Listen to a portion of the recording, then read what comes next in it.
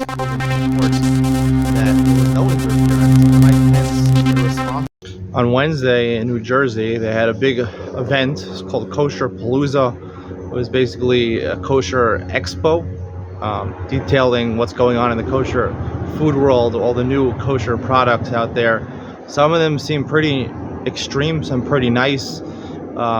Almost the culinary non-Jewish world is slowly making its way to the gourmet kosher world. I think this is a nice step in the right direction. That they're making kosher food that is really gourmet, really special culinary talent. First of all, also they had a lot of celebrities, just cooking celebrities among the Jewish world. That's a nice thing also. Plus the fact that you have really good food. Hopefully there'll be a Michelin star restaurant coming to the Jewish community in the near future. Christie, I believe either he entered or was entering the Republican race for the nomination 2024, has already started taking shots at Donald Trump and Ron DeSantis, the leaders in the polls. He said Donald Trump has always been a grifter. The fact that he's taking campaign money to pay for his legal fees over the classified documents, he said it's wrong. He should pay with his own money. I don't believe this is true. I mean, if the legal fees keep him out of jail, keep him to be able to campaign, to be able to win the presidency. He called out Ron DeSantis. Ron DeSantis basically said about the Capitol riots on January 6th that obviously he didn't enjoy seeing them, but we should move forward. And Chris Christie called him out saying, you don't have an opinion about it? You don't think it was the worst thing in the world? It was bad, but obviously he's just saying to move forward. He's doing it for a political reason, Ron DeSantis. He doesn't want to alienate the Trump supporters. So Chris Christie, he's got no chance. He's just throwing out insults.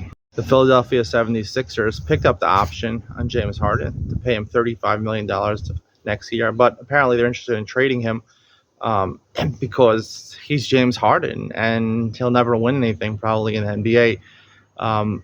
If he does move on to another team, it'll be his fourth team in 3 seasons. This is a lot for a really good player, one of the star players in the NBA. Obviously, he's reaching towards the end of his stardom. He's already 34 years old.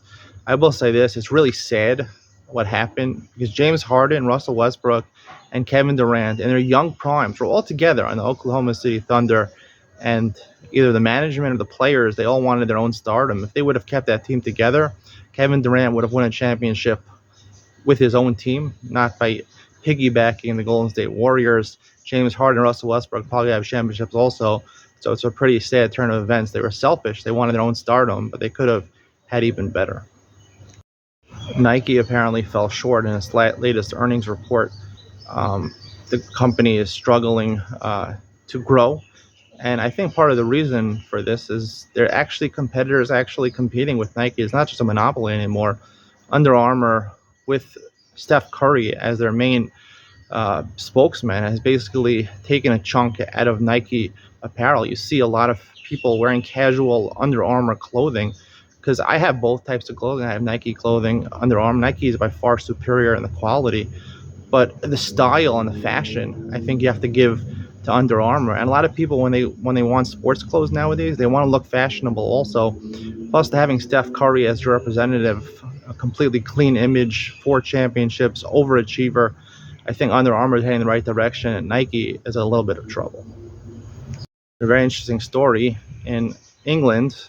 A man, a multi-millionaire, when he had his granddaughter, a 2-year-old granddaughter, he already gave her a £1 million house and a £5 million trust in her name. So she's already a millionaire. They say the average person in Britain earns £27,000 a year, and in 45 years they would not amass the wealth of this 2-year-old daughter, this 2-year-old granddaughter. He's known to be very generous with his money, this multi-millionaire, this grandfather. I will say this, Kevin O'Leary talked about this one time. He said when he graduated college, basically his parents cut him off. He said, you're on your own now, even though maybe they could have helped him. I think this is the right way of doing it for parents, because if kids are just handed money, they don't have any drive, they don't have incentive to make a life for themselves. And part of life is acquiring, going after that wealth, building up yourself. I think that's very important for human beings.